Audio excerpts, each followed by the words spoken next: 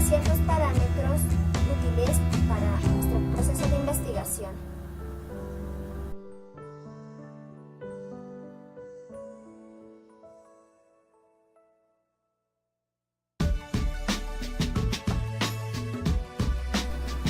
Imre Lakatos nació en Hungría en 1922. Durante la Segunda Guerra Mundial fue miembro de la Resistencia. En 1947 fue designado para ocupar un alto puesto en el Ministerio de Educación húngaro. En la Universidad de Londres realizó sus estudios de la filosofía de la ciencia bajo la tutela de Sir Karl Popper. A pesar de su relativamente corta carrera como filósofo de la ciencia, Lakatos ha tenido una gran influencia tanto en las ciencias naturales como en las ciencias sociales. Su trabajo es más conocido y reconocido como un valioso esquema para la evaluación del proceso y o de generación del conocimiento de cualquier área científica de investigación. Lakatos dio a conocer su metodología en 1965, con motivo del Coloquio Internacional de Filosofía de las Ciencias celebrado en Londres. En esa ocasión, el grupo llamado informalmente Grupo Popperiano criticó la estructura de la revolución científica de Kuhn de 1962 y la nueva imagen de la ciencia que de este deriva. Lakatos, en 1978, presenta su metodología de programa científico de investigación como una versión mejorada del falsacionismo ingenuo de Popper. Imre Lakatos, como ya se mencionó, fue discípulo tanto de Kuhn y de Popper. Intentó adaptar el sistema de Popper a la nueva situación creada por Kuhn. La intención era crear una reconstrucción racional de la historia de la ciencia, mostrando que ésta procesaba de modo racional. La historia de la ciencia muestra que ésta no avanza solo falseando la teoría con los hechos. Hay que tener en cuenta la competencia entre teorías y la confirmación de teorías. Por ello, sustituye el falsacionismo ingenuo de Popper por un falsacionismo sofisticado. Introducción. Ciencia o pseudociencia. La ciencia llegó a ser la clase de conocimiento más respetable por la humanidad. Hay diferentes clases de conocimiento: mítico, dogmático, científico, empírico, en fin. ¿Qué distingue al conocimiento de la superstición, la ideología o la pseudociencia? La respuesta es compleja, pues tiene una importancia social y política. Una propuesta de respuesta posible a esta interrogante es: un enunciado constituye conocimiento si cree en él, con suficiente convicción de número suficiente elevado de personas. La historia de la ciencia demuestra que los hombres creen y han creído en ideas no científicas, denominadas absurdas. Realmente lo que caracteriza a la conducta científica es un cierto escepticismo, incluso con relación a nuestras teorías más estimadas. Un enunciado puede ser científicamente valioso, aunque nadie lo acepte, ni crean en él, o ser pseudocientífico independiente de su alto grado de aceptación. Si suponemos que las teorías son confrontadas por hechos, ¿de qué forma precisa pueden los hechos apoyar una teoría? Pues hoy es posible demostrar con facilidad que no se puede derivar válidamente una ley de la naturaleza a partir de un número finito de hechos. Según Lakatos, los lógicos inductivos trataron de definir la probabilidad de diferentes teorías según la evidencia total disponible. Si la posibilidad matemática es alta, se cualifica como científica. Si la probabilidad es baja o baja a cero, es no científica. Karl Popper en 1934 defendió que la probabilidad matemática de todas las teorías científicas o pseudocientíficas es para cualquier magnitud de evidencia cero. Popper propuso un nuevo criterio de demarcación. Una teoría puede ser científica si no cuenta con la sombra de una evidencia favorable y puede ser pseudocientífica aunque toda la evidencia disponible le sea favorable. Es decir, el carácter científico o no científico es independiente de los hechos. Una teoría es científica si podemos especificar por adelantado un experimento crucial o una observación que puede ser falseada, y es pseudocientífica si nos negamos a especificar tal falsación potencial. ¿Es el criterio de falsación de Popper la solución del problema de demarcación entre la ciencia y la pseudociencia? Lakatos responde que no, porque Popper ignora la notable tenacidad de la teoría científica. Pero los científicos tienen la piel gruesa, no abandonan una teoría simplemente porque los hechos la contradigan. Tenemos que capitular y convenir que una revolución científica solo es un cambio irracional de convicción, una conversión religiosa. Esta es la conclusión de Kuhn tras descubrir la ingenuidad del falsacionismo popperiano. En los últimos años, dice Lakatos, que ha definido la metodología de los programas de investigación científica que solucionan algunos de los problemas que ni Popper ni Kuhn consiguieron solucionar. En primer lugar, defiende que la unidad descriptiva típica de los grandes logros científicos no es una hipótesis aislada, sino más bien un programa de investigación. La ciencia no es solo ensayos y errores, sino una serie de conjeturas y refutaciones.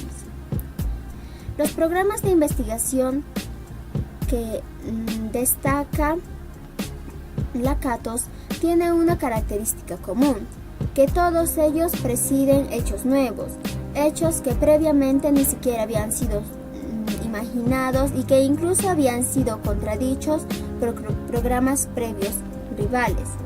De este modo, en un programa de investigación progresivo, la teoría conduce a describir hechos nuevos, hasta entonces desconocidos. En los programas regresivos, las teorías son fabricadas solo para acomodar los hechos ya conocidos. Lo que realmente importa son las predicciones inesperadas y grandiosas. Unas pocas de estas son suficientes para distinguir el desenlace. Si la teoría se retrasa con relación a los hechos, ello significa que estamos en presencia de programas de investigación científica pobres y regresivos. En contra de Popper, la metodología de los programas de investigación científica no ofrecen una racionalidad instantánea. Hay que tratar con benevolencia a los programas de desarrollo. Pueden transcurrir décadas para que se hayan empíricamente progresivos. Kuhn se equivoca al pensar que la revolución científica solo es un cambio repentino e irracional del punto de vista. La historia de la ciencia refuta tanto a Popper como a Kuhn. Tanto los experimentos cruciales popperianos como las revoluciones de Kuhn son mitos. Lo que sucede normalmente es que los programas de investigación científica progresivos sustituyen a los regresivos. El problema de la demarcación entre ciencia y pseudociencia no es un pseudoproblema para filósofos del salón, sino que tienen serias implicaciones éticas y políticas. Capítulo 1. La falsación y la metodología de los programas de investigación científica. Aquí trataremos puntos generales para el mejor entendimiento del contenido de este ejemplar. Ciencia, razón o religión. Durante siglos, el conocimiento hacía referencia solo al conocimiento probado, ya sea por el poder del intelecto o por la evidencia de los sentidos. Pues bien, era conocimiento empírico para unos y racional para otros, aunque el poder probatorio de los sentidos y del intelecto ya habían sido puesto en duda por los escépticos hace más de 2000 años. Pero la ciencia de Newton, que se consideró absoluto, creó nuevamente la confusión de la certeza probatoria. Kuhn y Popper comparten que la ciencia no crece por acumulación de verdades eternas. Ambos se inspiran en la destrucción de la física newtoniana realizada por Einstein. El principal problema que comparten son las revoluciones científicas. Una de las principales diferencias radica en que, para Popper, la ciencia está en una revolución permanente. A cambio, para Kuhn, las revoluciones son excepcionales en la realidad extracientífica, en tiempos de ciencia normal, y la crítica es un anatema. Kuhn, al reconocer el fracaso tanto del justificacionismo como del falsacionismo, parece retroceder al irracionalismo, pues para Popper el cambio científico es racional, o al menos reconstruible racionalmente, y pertenece al campo de la lógica de la investigación. Para Kuhn, en cambio, este cambio pertenece a la psicología social de la investigación, es una clase de cambio religioso. En la lógica de la investigación científica de Popper hay dos puntos de conflicto en los cuales Kuhn solo vio uno: el falsacionismo ingenuo, que Lakatos llama falsacionismo metodológico ingenuo. Kuhn no comprende una posición más sofisticada que presentarse. Esto fortalece el enfoque popperiano y puede ser inmune a las críticas presentadas inicialmente por Kuhn. De igual forma, en este libro se presentan las revoluciones científicas como casos de proceso racional y no de conversiones religiosas. Se debe, por tanto, mirar la situación de la filosofía de la ciencia tras el hundimiento del justificacionismo. Justificacionismo. El conocimiento consiste en proposiciones probadas. Si entre la pretensión de ser científico para los intelectualistas clásicos o racionalistas hay varias clases de pruebas: la revelación, la intuición intelectual, la experiencia. Estas, con ayuda de la lógica, probarán cualquier proposición científica. Los empiristas solo aceptan un conjunto pequeño de axiomas que responden a hechos sólidos. La experiencia constituye el valor de la verdad y es la base empírica de la ciencia. Proponen la lógica inductiva. Así, todos los justificacionistas fueron o empiristas o intelectualistas. Para todos ellos se exigía que no se afirmara nada carente de pruebas en áreas de la honestidad científica. Resulta que ninguna teoría puede ser probada, así de tal modo refuta Kant con la física no newtoniana y con la geometría no euclidiana, y a los empiristas con la proposición de establecer una base empírica. Como consecuencia, surge el probabilismo. La honestidad científica requiere menos de lo que se pensaba. Constituye en expresar solamente teorías muy probables, o incluso en especificar para cada teoría científica la evidencia y la probabilidad de la teoría a la luz de la evidencia. Pero fue Popper quien sometió a crítica esta apariencia del probabilismo. No solo las teorías son igualmente imposibles de probar, sino que también son improbables. El falsacionismo dogmático o naturalista, la base empírica. Es la variedad más débil del falsacionismo. Admite la falibilidad de todas las teorías científicas sin cualificación, pero retiene una base empírica infalible. Es empirista sin tener sin tener características inductivistas. La honestidad científica consiste en especificar por adelantado un experimento tal que si el resultado contradice la teoría, ésta debe ser abandonada. A las proposiciones no falsables, el falsacionismo las despacha a un solo plumazo. Las considera metafísicas y les niega el rango científico. Según la lógica del falsacionismo dogmático, la ciencia crece mediante reiteradas eliminaciones de teoría con la ayuda de hechos sólidos. Este falsacionismo dogmático es insostenible porque descansa en los supuestos falsos y un criterio de demarcación entre la ciencia y la no ciencia muy restringido. El primer supuesto es que existe una frontera natural psicológica entre proposiciones teóricas y especulativas. Por una parte, las proposiciones fácticas o observacionales o básicas, por la otra parte, del enfoque naturalista del método científico. El segundo supuesto es que si una proposición satisface el criterio psicológico de ser fáctica u observacional, entonces es cierta. Se puede decir, por tal, que ha sido probada por los hechos. Tesis de la doctrina de la prueba observacional. Ambos supuestos son falsos. La psicología testimonia contra el primero y la lógica contra el segundo, y la opinión metodológica testifica contra el criterio de demarcación. Del siguiente modo: no fueron las observaciones puras ateóricas de Galileo las que enfrentaron con la teoría de Aristóteles, sino que las observaciones de Galileo, interpretadas mediante su teoría óptica, se enfrentaban con las observaciones de los aristotélicos, interpretadas según su teoría de los cielos.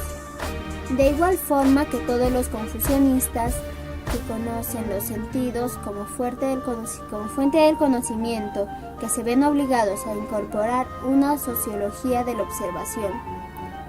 La lógica destruye el segundo supuesto. Ninguna proposición fáctica puede nunca ser probada mediante un experimento. Las proposiciones solo pueden ser derivadas a partir de otras proposiciones y no a partir de los hechos. Esto lleva a que los conflictos entre la teoría y las proposiciones fácticas no son falsaciones, sino simples inconsistencias. Las teorías más admiradas no prohíben ningún acontecimiento observable. Si aceptamos que los hechos pueden probar las proposiciones fácticas, debemos aceptar que la teoría más importante de la historia de la física son entonces las metafísicas. Para resumir, los justificacionistas clásicos solo admiten teorías probadas, los neoclásicos teorías probables y los falsacionistas dogmáticos las refutables. Pero Lakatos dice, no solo las teorías científicas igualmente incapaces de ser probadas e igualmente improbables, sino que también son irrefutables. El reconocimiento de que todas las proposiciones de la ciencia son falibles implica el colapso de todas las formas de justificacionismo dogmático. El falsacionismo metodológico, la base empírica. Si todos los enunciados científicos son teorías falibles, solo podemos criticarlos en razón de su inconsistencia. El falsacionismo metodológico es una clase de convencionalismo, por lo que para entenderlo debemos discutir en el primer lugar el convencionalismo en general. Hay teorías del conocimiento activas y pasivas. Las pasivas mantienen que el conocimiento auténtico es la impresión de la naturaleza en una mente completamente inerte. Las activas, por su parte, son los conservadores, aquellos que sostienen que nacemos con nuestras experiencias básicas y convertimos el mundo en nuestro mundo. Un buen desarrollo lo planteó Kant. Los kantianos pesimistas pensaron que el mundo real era incognoscible, y los activistas revolucionarios entendieron que los marcos conceptuales pueden ser desarrollados y sustituidos por mejores. De este convencionalismo revolucionario surgieron dos escuelas: el simplismo de Durkheim y el falsacionismo metodológico de Popper. Durkheim acepta la posición convencionalista de que ninguna teoría científica se derrumba. nunca, pero el peso de las refutaciones puede hundirse por el peso de las reparaciones constantes y complejos refuerzos. Entonces, la falsación depende de gustos subjetivos y de la moda científica. El falsacionismo metodológico comprende que en las teorías experimentales el científico hay implicadas teorías falibles con las que interpretan los hechos. A pesar de ello, aplicando tales teorías en el contexto dado, el falsacionismo metodológico comprende que las técnicas experimentales del científico hay implicancias teóricas falibles con las que interpretan los hechos. A pesar de ello, se aplican tales teorías en el contexto mencionado. Se considera como no teorías bajo contrastación, sino como conocimiento fundamental, carentes de problemas que aceptamos como no problemático mientras estamos contrastando la teoría. Un ejemplo vendría a ser cuando aceptamos instrumentos de experimentación. Los falsacionistas metodológicos también señalan que, de hecho, estas convenciones son institucionalizadas y aceptadas por la comunidad científica del verídico de los científicos y experimentan y suministran la lista de falsadores aceptados. Así establece el falsacionista metodológico su base empírica. Esta base no está de acuerdo con los criterios justificacionistas, pues no tienen nada probado. Se trata más bien de unos cimientos de arena que tarde o temprano se vendrán abajo. El falsacionista metodológico sostiene que si queremos que funcione el método de selección por eliminación y aseguremos que solo sobrevivan las teorías más aptas, entonces es necesario que su lucha por la supervivencia sea severa. En general, consideramos como decisiva una falsación intersubjetivamente contrastable. Supone un nuevo criterio de demarcación. Solo son criterios aquellas teorías, proposiciones no observacionales, que prohíben ciertos acontecimientos observables y que por ello pueden ser falseadas y rechazadas. Es decir, una teoría es científica o aceptable si tiene una base empírica. Este criterio pone de relieve las diferencias entre falsación dogmático y metodológico. Hasta este momento se ha tocado 3 decisiones de asumir el falsacionismo metodológico, que las podemos mencionar del siguiente modo. Selección del enunciado, básico u observacional, no solo por carácter psicológico. Separación del conjunto de enunciado aceptado de los otros. Pero ni siquiera estas 3 decisiones son suficientes para que podamos falsear una teoría incapaz de explicar nada, inobservablemente hablando. Sin la ayuda de una cláusula ceteris paribus, aquí el falsacionista metodológico adopta una decisión ulterior. Cuarta decisión. Cuando contrasta una teoría junto con una cláusula ceteris paribus y descubre que esta conclusión ha sido refutada, se decide en especificar ciertas reglas para el rechazo que convierten a la evidencia estadística interpretada en inconsistente con la otra teoría probabilística. Una quinta decisión sería interpretar la refutación como una refutación de la teoría específica o como una refutación de la cláusula o la conclusión.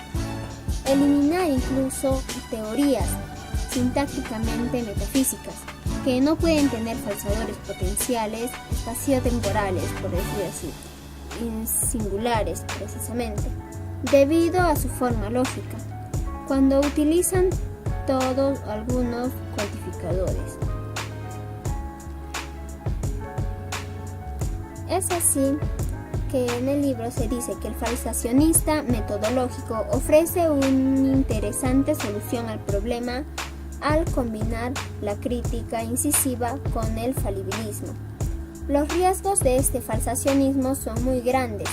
Las decisiones desempeñan un papel crucial en esta metodología, las cuales nos pueden extraviar de forma catastrófica. El falsacionista reconoce este problema, pero insiste en que hay que optar entre alguna clase de falsacionismo metodológico y el irracionalismo.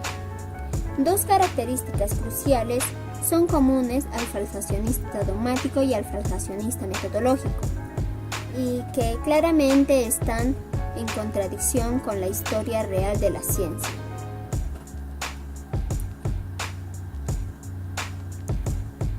Se mencionan las siguientes. Una contrastación es o se debe hacer una confrontación bilateral entre teorías y experimentos, de modo tal que en el enfrentamiento final ellos son los únicos actores. Que el único interesante de tal confrontación sea la falsación concluyente. Los únicos descubrimientos auténticos son refutables de hipótesis científica. Pero la historia de la ciencia sugiere que las contradicciones son como mínimo enfrentamientos trilaterales entre teorías rivales y experimentos algunos. Dichos experimentos más interesantes originan en primera fase una confirmación en lugar de una falsación. Si, como parece, la historia de la ciencia no confirma nuestra teoría de la racionalidad científica, entonces tenemos dos alternativas. La primera es abandonar los intentos de explicación racional del éxito de la ciencia y explicar los cambios de paradigma en términos de psicología social. La otra alternativa es tratar de reducir como mínimo el elemento convencional del falsacionismo y sustituir las verdades ingenuas del falsacionismo metodológico y proponer una versión sofisticada de mayor fuerza racional y que recupere la metodología y la idea del progreso científico. Tras este camino adoptado por Popper y el que Lakatos intenta seguir. El falsacionismo metodológico, ingenuo y el sofisticado, cambios progresivos y regresivos de la problemática. El falsacionismo sofisticado define tanto del ingenuo por sus reglas de aceptación o criterios de demarcación como en sus reglas de falsación o eliminación. Para el falsacionismo sofisticado, una teoría es aceptable o científica solo si se tiene exceso de contenido empírico corroborado con relación a su predecesora.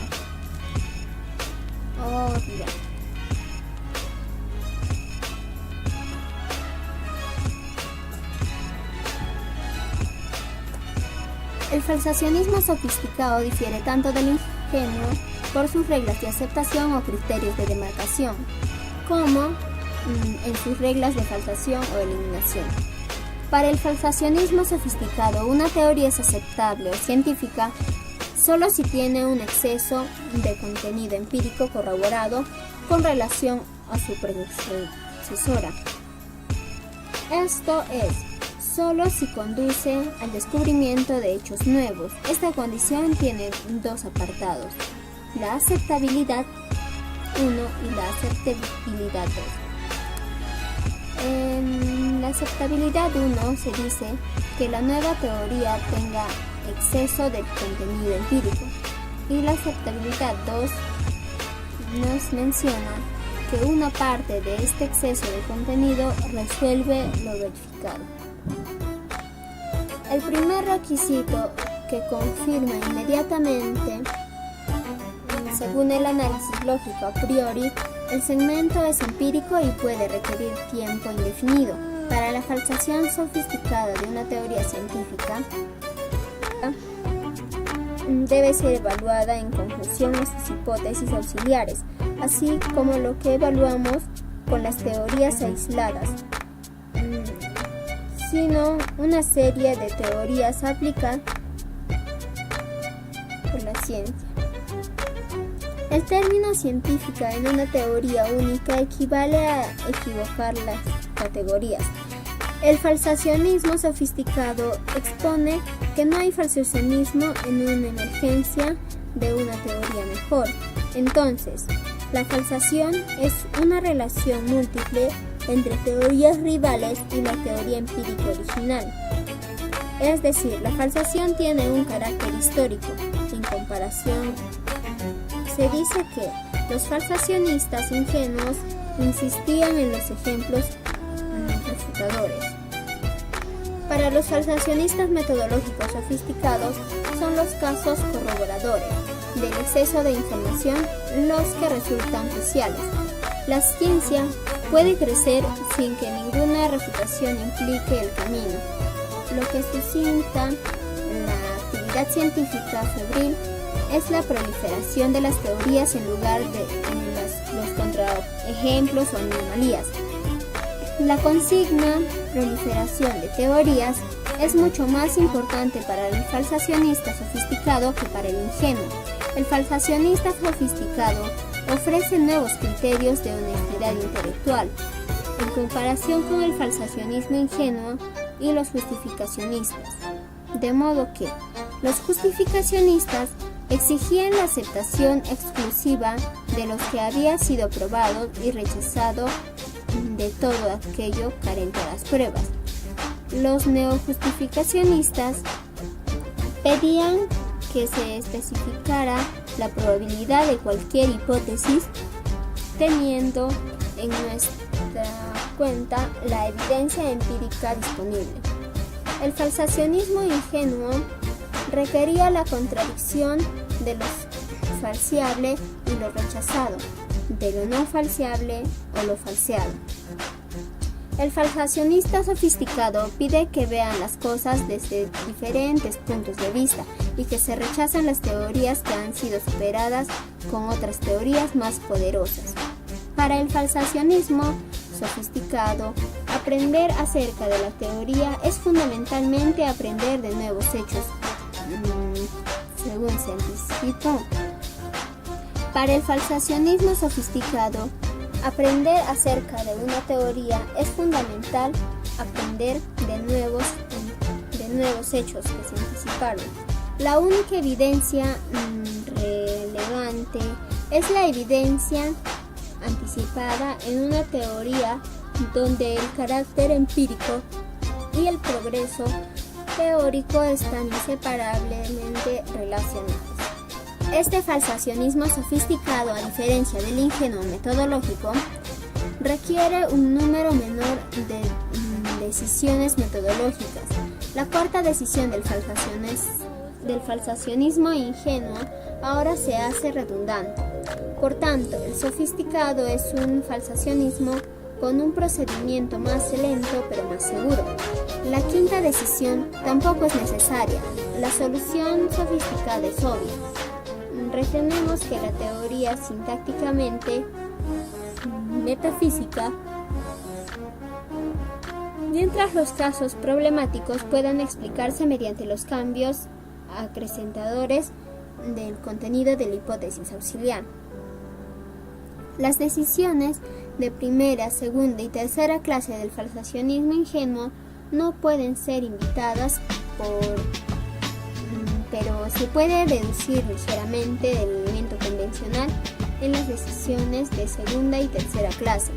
No podemos evitar las decisiones sobre el verdad de alguno, proposiciones observacionales, ni las decisiones sobre qué clase de proposiciones son observables o teorías. El falsacionismo sofisticado puede mitigar la arbitrariedad de esta segunda decisión, aceptando un procedimiento de apelación.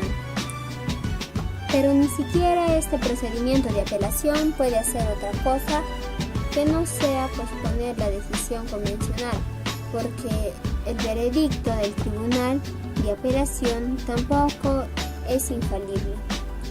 Las dificultades relativas a la base empírica que confronta el falsacionismo ingenuo tampoco puede ser evitada por el falsacionismo sofisticado.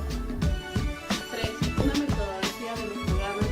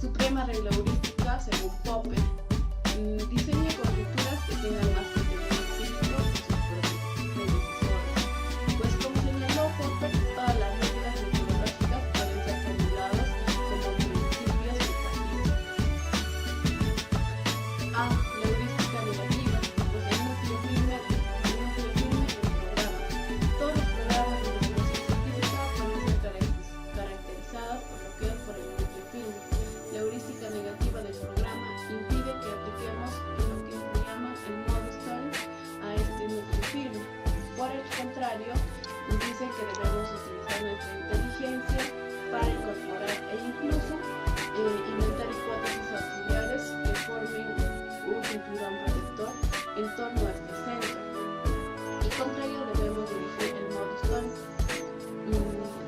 Un programa de investigación pues tiene éxito si conduce a un cambio progresivo de problemática, si acaso si conduce a un cambio regresivo.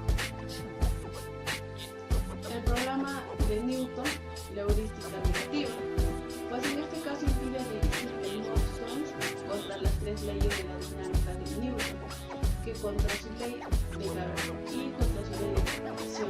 Pues en este núcleo es irrefutable, ya que por decisión metodológica de sus defensores, las anomalías solo deben originar cambios, lo que es en el cinturón protector de hipótesis auxiliares y en las condiciones iniciales. B. La heurística positiva, la construcción del cinturón protector y la autonomía relativa de la ciencia teórica. En este caso nos dice que los programas de investigación también se caracterizan por su heurística positiva, además de caracterizar el heurística negativa.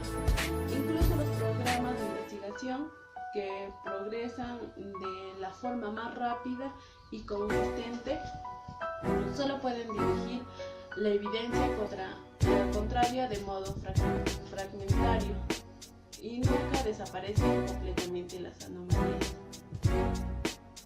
La heurística positiva pues consiste en el conjunto parcialmente estructurado de sugerencias o algunas pistas sobre cómo cambiar y desarrollar las versiones refutables del programa de investigación, sobre cómo modificar y compilar el cinturón protector refutable. Pues la heurística positiva del programa también impide que el científico se pierda en el océano de las anomalías. También establece un programa que enumera una secuencia de modelos crecientemente complicados. Realmente, si la heurística positiva se especifica con claridad, las dificultades del programa, como son matemáticas y no empíricas, se podría formular la heurística positiva de un programa de investigación como un principio metafísico. C. Dos ilustraciones, como es un PROG y un BROG. El programa de PROG hace diferencia al programa de BROG. ¿En qué? Pues el programa de PROG se basa en la idea de que todos los átomos son compuestos de átomos de hidrógeno, mientras que el programa de BROG se basa en la idea de que la emisión de la luz se debe a los saltos de los electrones entre unas órbitas y otros en el seno de los átomos.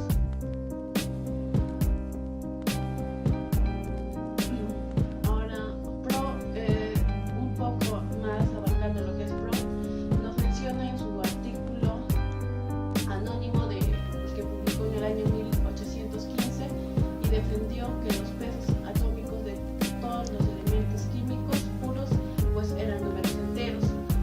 Él sabía muy bien que abundaban las anomalías, pero afirmó que estas se debían a que las sustancias químicas habitualmente disponibles eran impuras. Y también debemos insistir en que, según la metodología, pues los programas de investigación aquí propuesta nunca existió un motivo racional para eliminar lo que es el programa de PROG. La historia del programa de investigación de PROG puede ser caracterizada por 5 aspectos. El primero, su heurística positiva y negativa. 3, que serían los problemas que trató de solucionar en el curso de su desarrollo. 4, su punto de regresión, o si se quiere decir, sería su punto de saturación. Y 5, que es el programa por el que fue superada. Pues PROG en el año de 1922 trató de dosificar los criterios de la crítica científica, argumentando que lo máximo que se puede pedir a una teoría es que la clasificación que establece puede llevarse tan lejos que contribuya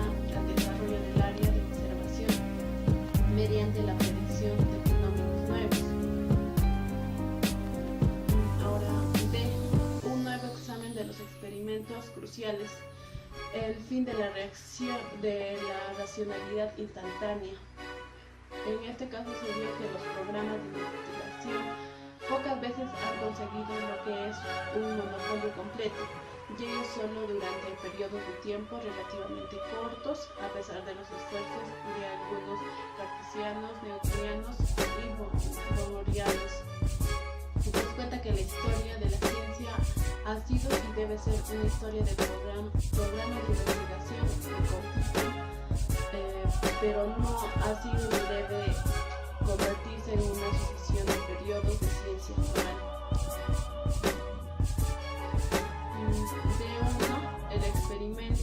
El fin de la racionalidad instantánea, que consta de que el experimento de Michel-Morley, los experimentos de Lummer y la D3, que es la desintegración beta versus las leyes de conservación, y por último la conclusión, el requisito del crecimiento continuo.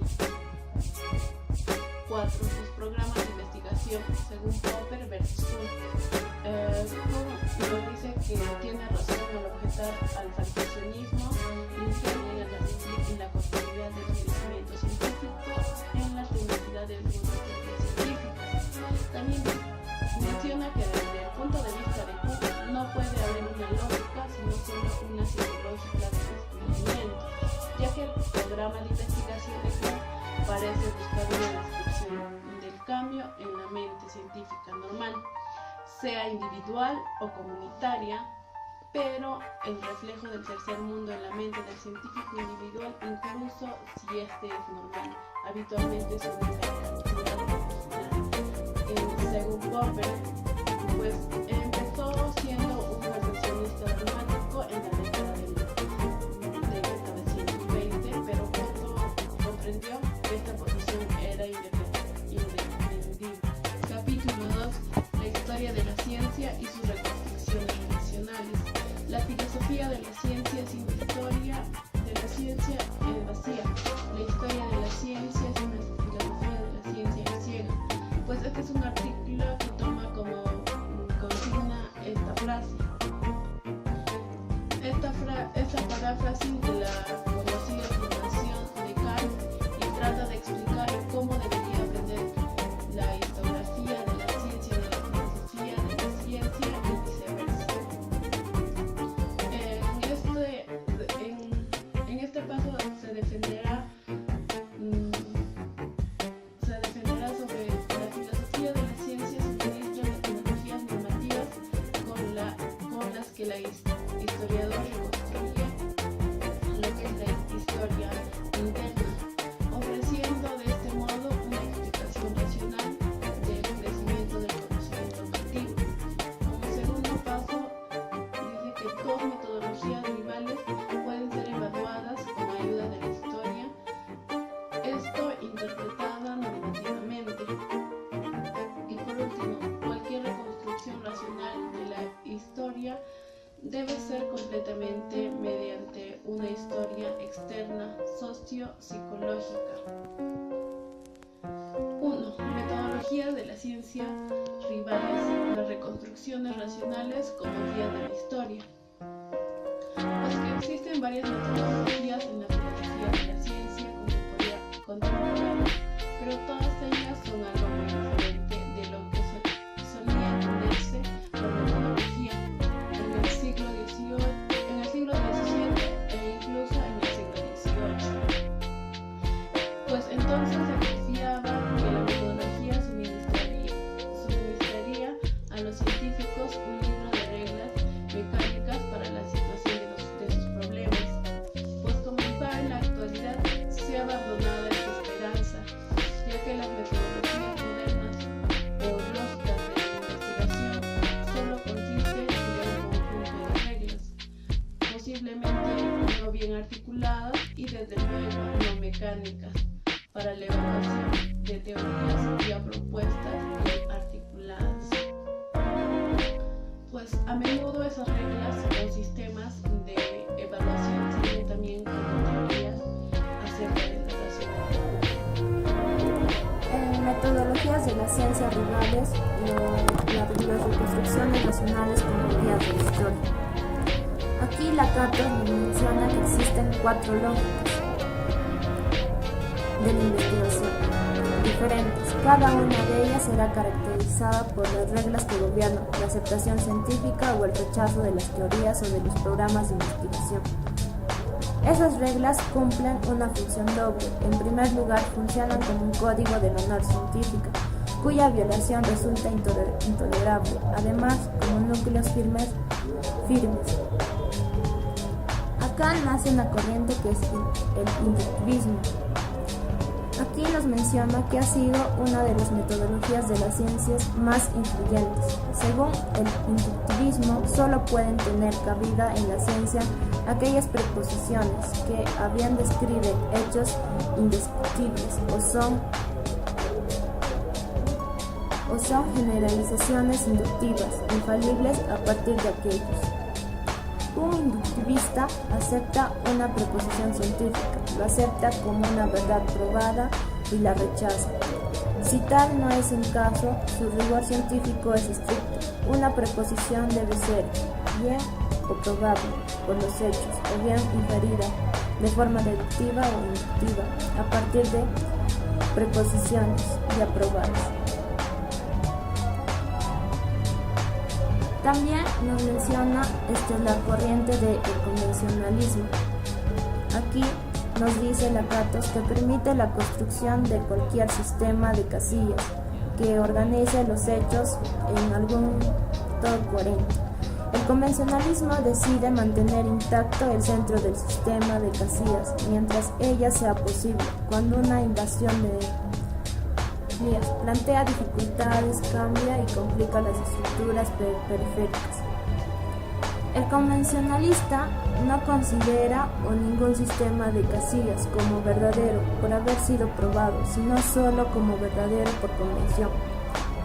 Lo posiblemente como ni verdadero ni falso incluso. En las variantes revolucionarias del convencionalismo no es necesario adherirse para siempre a un sistema dado de casillas. Tales sistemas pueden ser abandonados si llegan a ser intolerablemente toscos. Y si existen otros más sencillos que pueden ser sustituidos. También Lakatos menciona una corriente que se desarrolló, que es el falsacismo metodológico. Esto fue criticado porque sus dos supuestos básicos, que las preposiciones fácticas pueden ser derivadas de los hechos y que pueden existir diferencias válidas y inductivas que incrementen el contenido, carecen de prueba e incluso pueden demostrar que son falsos.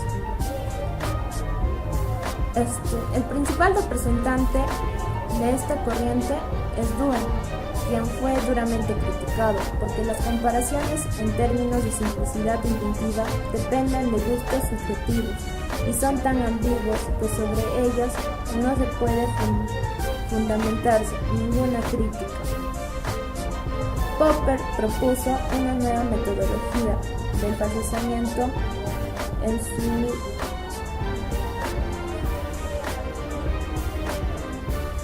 Logic del Fuchs. Esta metodología es otra variedad de convencionalismo revolucionario. Su principal diferencia es que permite que sean aceptados por convención los enunciados básicos fácticos, singulares en un sentido espacio-temporal, en lugar de las teorías y espacio-temporalmente universales. También Lakatos nos menciona a la metodología de los programas de investigación científica. Aquí nos dice que existen grandes logros científicos. Son programas de investigación que pueden ser evaluados en términos de transformaciones progresivas y regresivas de un problema. Las revoluciones científicas consisten en que un programa de investigación reemplaza o supera progresivamente a otro. Esta metodología ofrece una nueva reconstrucción nacional de la ciencia. La mejor forma de presentarlo es por vía de contraste con el falsacismo y el convencionalismo de los que adoptan. algunos elementos esenciales. También Lakatos nos menciona que existe una historia interna y externa. Se han examinado brevemente cuatro teorías sobre la racionalidad del progreso científico y lógico de la investigación científica. Se ha mostrado la forma en que cada una de ellas suministra un marco teórico para la reconstrucción nacional de la historia de la ciencia. También nos dice que la historia interna de los científicos consiste en supuestos descubrimientos de hechos sólidos y en las llamadas generalizaciones inductivas. Y menciona a la historia externa, o bien a la historia externa, que nos dice que suministra explicaciones no racionales de ritmo, localización, selectividad, etc., de los acontecimientos históricos, interpretados en términos de la historia interna, o bien suministra, cuando la historia difiere de su reconstrucción racional, una explicación empírica de tal divergencia.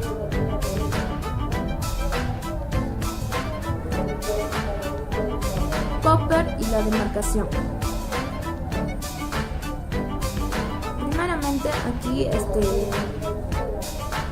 Lakatos nos menciona el juego popperiano de la ciencia. Aquí nos dice que la lógica de la investigación científica de Popper, o su metodología o su criterio de demarcación o su definición de la ciencia, constituye una teoría sobre la racionalidad científica, de modo más específico un conjunto de criterios para las teorías científicas. También nos menciona cómo se pueden criticar las reglas del juego científico. Para Popper, pretende que su definición de la ciencia es fructífera, que muchas cuestiones pueden clarificarse y explicarse con ella. Menger nos menciona que las definiciones son dogmas, solo las conclusiones obtenidas a partir de las mismas pueden ser suministradas a nuevas.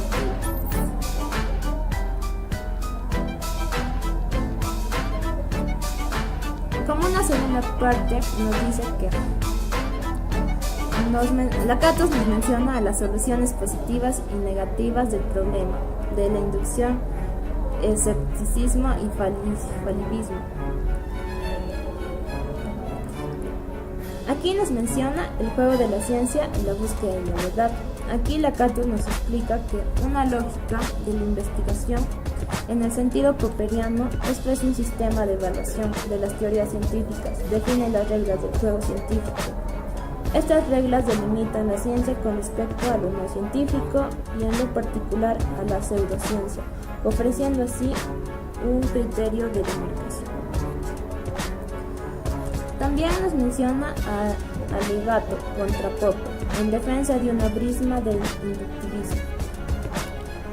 Aquí Popper nos habla abiertamente sobre las ideas metafísicas de verdad y falsedad, aún afirma de modo inequívoco de las evaluaciones positivas de su juego científico puedan interpretarse como una señal conjetural. El crecimiento del conocimiento conjetural, que la corroboración sea una medida de verosimilitud sintética, aunque conjetural.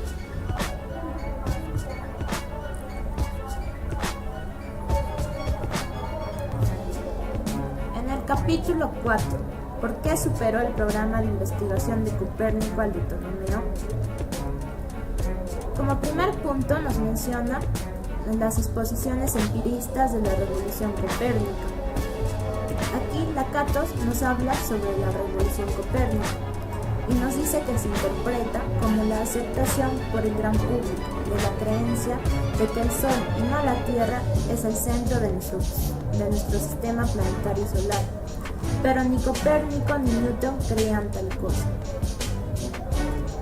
En particular, consideremos la revolución copérnica como la hipótesis de que la Tierra se mueve alrededor del Sol, en lugar de suceder al revés, o con mayor precisión como la hipótesis de que el marco fijo de referencia del movimiento planetario lo constituyen las estrellas fijas y no la Tierra.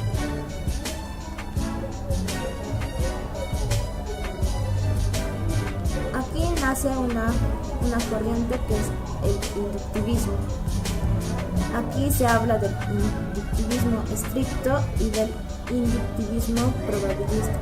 Comenzaremos con el inductivismo estricto.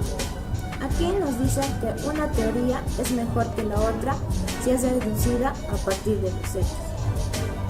Para Kepler, en el año de 1604, Copérnico obtuvo sus resultados a partir de los fenómenos, de los efectos, de las consecuencias, como un ciego que afianza sus pasos por medio de un bastón.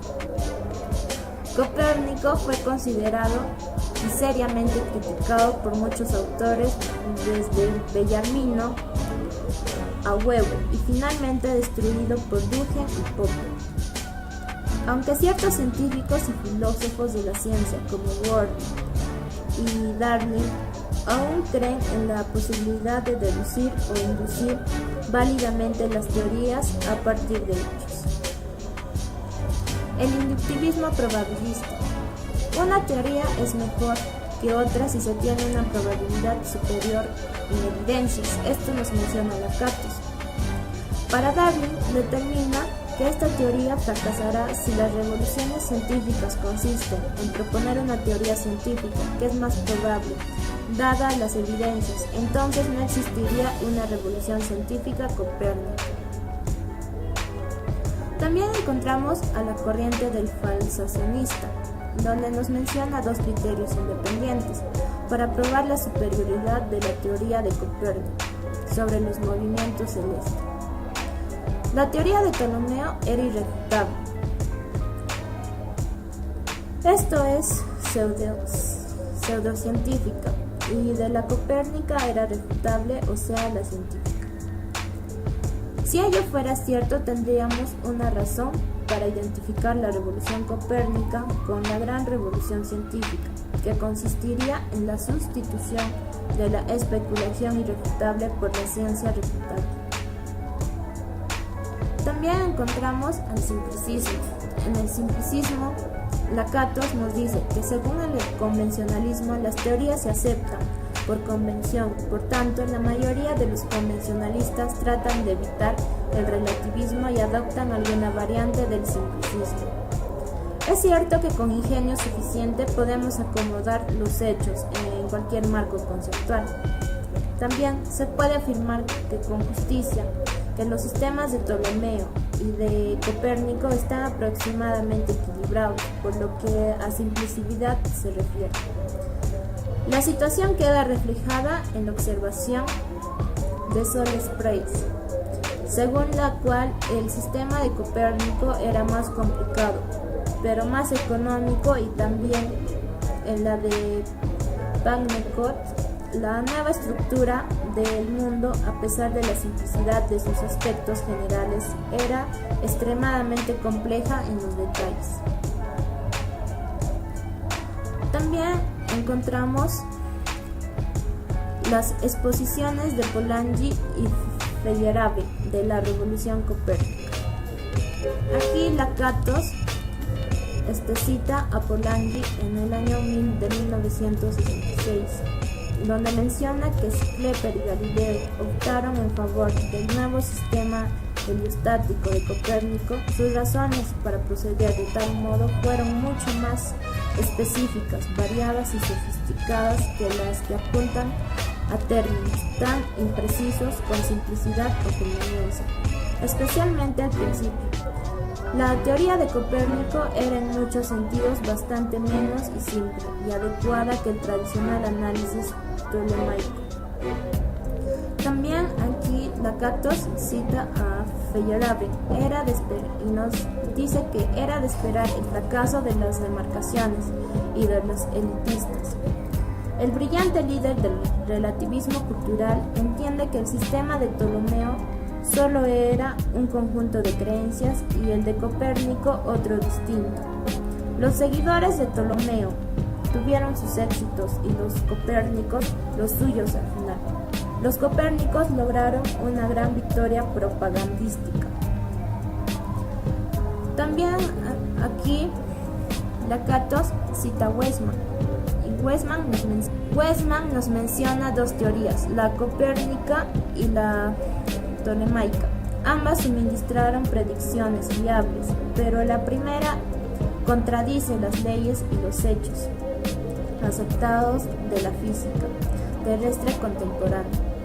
La creencia en el éxito de la nueva teoría no puede basarse en supuestos metodológicos, porque ningún conjunto de tales principios puede garantizar nunca la corrección de una teoría cuando ésta acaba de ser creada. Tampoco existe en un principio ningún respaldo fáctico.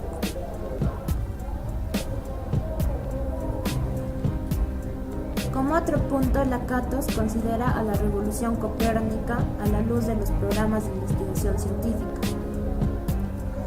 La metodología de los programas de investigación científica es una nueva metodología de demarcacionismo. Esto es, que constituye una definición universal de progreso, que Lakatos ha defendido durante algunos años. Aquí Lakatos cita a Neugebauer en 1968, donde afirma que los historiadores modernos, utilizando ampliamente su perspectiva temporal, acentúan la importancia revolucionaria del sistema heliocéntrico y las simplificaciones que esto introdujo. De no haber sido por Tycho Brahe y Kepler, el sistema copérnico hubiera contribuido a la perpetuación del sistema tolemaico, una forma ligeramente modificada, pero más adecuada para las mentalidades filosóficas.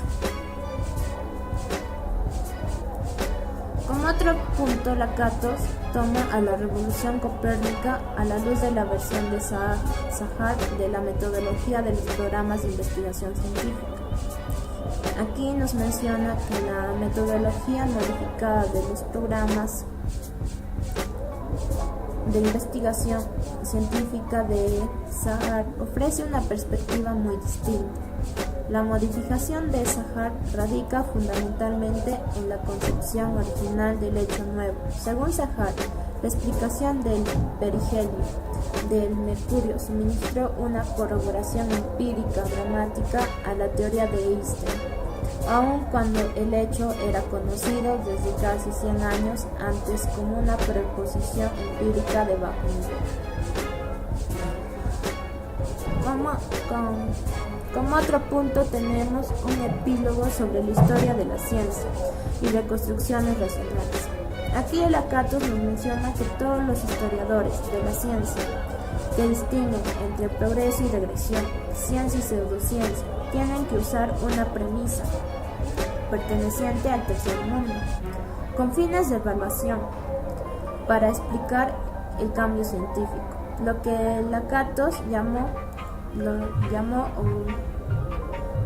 llamó como reconstrucción racional de la historia de la ciencia. Es el uso de tal premisa en los esquemas explicativos que describen el cambio científico. En el capítulo 5, el efecto de Newton sobre las reglas de la ciencia. Aquí Lakatos toma como primer punto a la ruta justificacionista hacia el psicologismo y el misticismo. Aquí toma 3 puntos. El primero, que es el justificacionismo y sus dos extremos, que es el dogmatismo y el escepticismo. Segundo, el justificacionismo y el psicologista. Y tercero, el fabilismo justificacionista. En el primero, que es el justificacionismo y sus dos extremos, el dogmatismo y el escepticismo, Lakatos menciona a las escuelas de la teoría del conocimiento, donde nos dice que trazan una demarcación entre dos clases de conocimiento muy diferentes: el episteme o conocimiento probado y doxa o simples opiniones.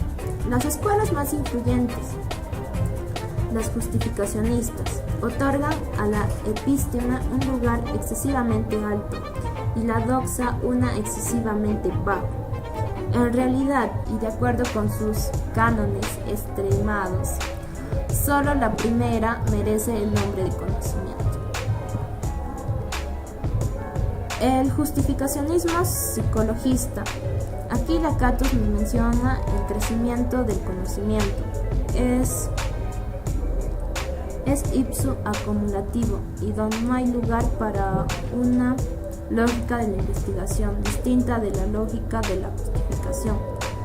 Para los justificacionistas, descubrir es probar, lo que algunos de ellos llaman la lógica de la investigación o heurística. No es normalmente sino la psicoterapia preliminar que debe preceder del inicio de crecimiento acumulativo del conocimiento. El fabilismo justificacionista. Aquí Lakatos nos menciona que el éxito newtoniano derrotó al escepticismo y al fabilismo, revitalizó el justificacionismo durante 250 años más, convirtió a la ilustración tolerante en una ilustración militante y retrasó hasta este hipócrita. Desarrolló esencial del fabilismo genuino. Como segundo punto, Lakatos toma la metodología versus el método de Newton. El problema de Newton, el conflicto entre criterios y realizaciones. La teoría de Newton, según los criterios justificacionistas desde su época, no constituía conocimiento, o bien había de que rechazar la teoría de Newton o las reglas críticas justificacionistas. Habían de desaparecer para ser sustituidas por criterios que se ajustaran a la realización. También considera a los newtonianos contra la crítica metafísica. Aquí Lakatos nos dice que es el arma principal de los racionalistas cartesianos.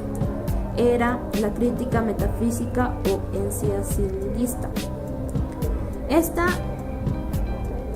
crítica apuntaba al supuesto de que solo las verdades últimas merecen ser aceptadas como parte del conocimiento y al que de los rasgos generales de la estructura esencial del universo son reconocidos a priori.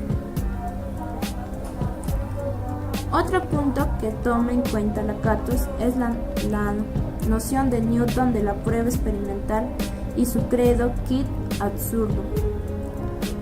Newton no creía que sus pruebas experimentales fueran tan decisivas como las pruebas cartesianas, realmente y según él, y la argumentación a partir de experimentos y observaciones mediante la inducción no constituye una demostración de las conclusiones generales, aunque la prueba inductiva experimental es la máxima evidencia con que se puede contar una proposición. Otro punto que toma en cuenta Lakatos es los newtonianos y la crítica empírica. Aquí nos menciona que los newtonianos afirmaron que utilizaban fenómenos, que son preposiciones supuestamente establecidas mediante experimentos como premisas de sus pruebas experimentales, como evidencia verificadora del máximo poder. Y por último, Lakatos menciona las dos herencias de Newton. Aquí nos dice que Newton dejó al mundo su programa de investigación científica y sus criterios para juzgar tales programas. El impacto de este logro esquizofrénico en la historia del pensamiento fue tremendo.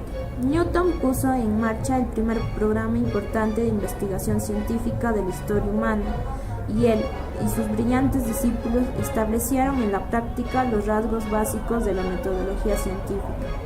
En este sentido, se puede afirmar que el método de Newton creó la ciencia moderna.